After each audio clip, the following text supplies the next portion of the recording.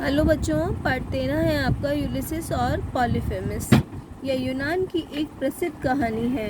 हम चतुराई व बहादुरी से अपनी व अन्य लोगों की जान बचा सकते हैं। आओ ऐसी ही प्रेरणा देती इस कहानी को हम पढ़ें। यूनान बेटा जगह का नाम है इसमें। तो ये यूनान की एक प्रसिद्ध मतलब फेमस कहानी है। और इस कहानी में हम क्या पढ़ेंगे कि हम चतुराई और बहादुरी से कैसे अपनी और अन्य साथियों की अपने जान बचा सकते हैं। पाठ शुरू करते हैं। बहुत समय पहले यूनान में कुछ बहादुर सैनिक रहते थे। यूलिसिस उन्हीं सैनिकों में से एक था। एक बार युद्ध के बाद जब वे समुद्री रास्ते से शहर की ओर वापस लौट रहे थे तो वे रास्ता भटककर किसी अन्य देश में पहुंच गए।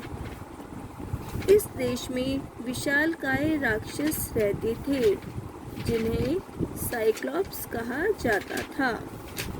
उनके माथे के बीचों बीच एक आँख थी।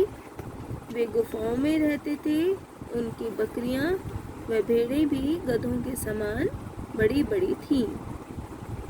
तो बहुत समय पहले यूनान में बहादुर सैनिक रहते थे। सैनिक मतलब सिपाही रहते थे और यूलिसिस उन्हीं सैनिकों में से एक था। यूलिसिस एक सैनिक का नाम है। एक बार युद्ध के बाद जब वो सब समुद्री रास्ते से शहर वापस लौट रहे थे तो वो रास्ता भटक जाते हैं और रास्ता भटककर किसी अन्य देश में चले जाते हैं, पहुंच जाते हैं। और जिस देश में वो पहुंचते हैं, इस देश में कौन रहते हैं? विशालकाय राक्षस। विशालकाय राक्षस मतलब बहुत बड़े बड़े राक्षस वहाँ पर रहते थे और उन राक्षसों को क्या कहते हैं? साइक्लॉप्स। साइक्लॉप्स के माथे के बीचों बीच एक बहुत बड़ी क्या थी? आँख। और साइक्लॉप्स कहाँ पर रहते थे? गुफाओं में रहते थे। और उनकी जो बकरियाँ और भेड़ें थी वो कितनी बड़ी थी? जितने बड़े गधे होते हैं उस समान बड़ी थी। एक दिन एक भयानक राक्षस पॉलीफेमिस ने यूलिसिस और उसके साथियों को अपनी गुफा में बंद कर दिया। एक दिन पॉलीफेमिस जो एक राक्षस है वो क्या करता है? यूलिसिस और उसके साथियों को अपनी गुफा में बंद कर देता है, उन्हें कैद कर लेता है। वह हर रात उनमें से 2 सैनिकों को मारकर खा जाता था और जो सैनिक उसने कैद किए थे उन सैनिकों में से हर रात को 2 सैनिकों को क्या करता था? मारता था और खा जाता था।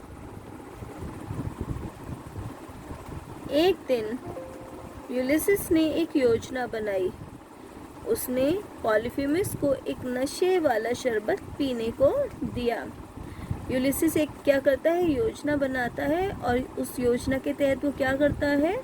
पॉलीफेमिस को एक नशे वाला शरबत पीने को देता है जिससे पॉलीफेमिस खुश हो गया और उसने उसका नाम पूछा।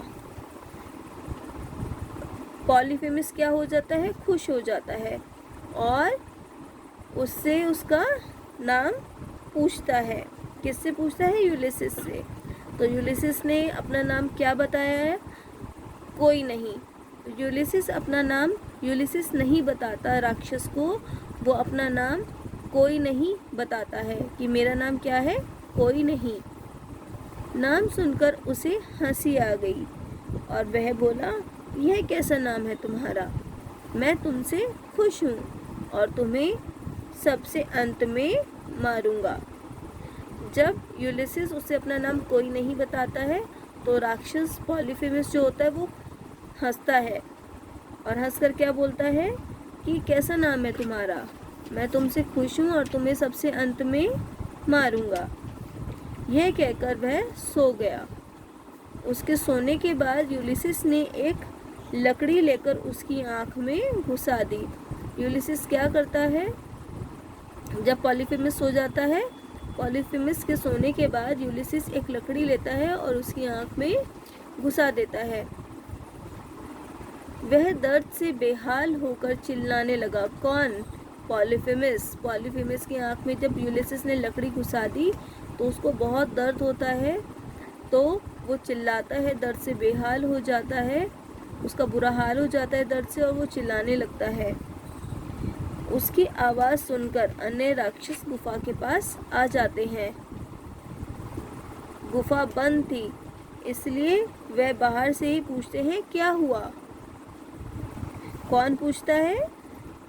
पॉलीफेमिस के अन्य राक्षस साथी पॉलीफेमिस से पूछते हैं, क्या हुआ?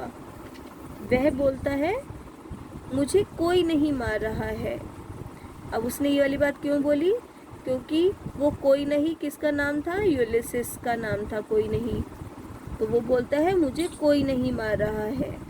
उसकी बात सुनकर सारे राक्षस वहाँ से इसीलिए चले गए क्योंकि उन्होंने सोचा कि उसे कोई नहीं मार रहा है।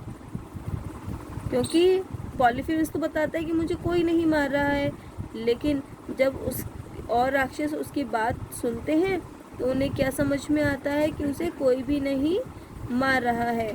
इसका मतलब वो ऐसे ही चिल्ला रहा है और उसके साथी चले जाते हैं वहाँ से। आँख फूटने से पॉलीफेमिस को दिखाई देना बंद हो गया। अब उसे कुछ दिखाई ही नहीं दे रहा था।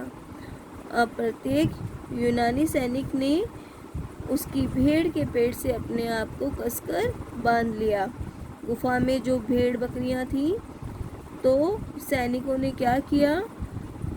अपने आप को भेड़ के पेट से कसकर बांध लिया। पिक्चर्स में भी आप देखो बेटा, यहाँ पर दिख रहा है कि किस तरह से अपने आप को बांध लिया था उन्होंने। अगली सुबह पॉलीफेमिस ने अपनी भेड़ों को बाहर चढ़ने के लिए भेज दिया। जब गुफा से भेड़ों को बाहर चढ़ने के लिए भेजा तो भेड़ों के साथ तो सैनिक भी बंधे हुए थे और सैनिक भी गुफा से बाहर चले जाते हैं। भेड़ों के साथ ही यूनानी सैनिक गुफा से बाहर निकल गए। यूलिसिस से बदला लेने के लिए वह चतुराई दिखाते हुए बोलता है, कोई नहीं, तुमने मुझे मारा, लेकिन मैं तुम्हें कुछ नहीं कहूँगा, तुम आकर मेरे पास बैठो। पॉलीफेमिस जो है वो यूलिसिस से बदला लेना चाहता था। किस चीज़ का? क्योंकि उसने उसकी आँख में लकड़ी घुसा दी थी, इसलिए वो चतुराई दिखाते हुए बोलता है कि मैं तुम्हें नहीं मारूंगा, तुम मेरे पास आकर बैठो।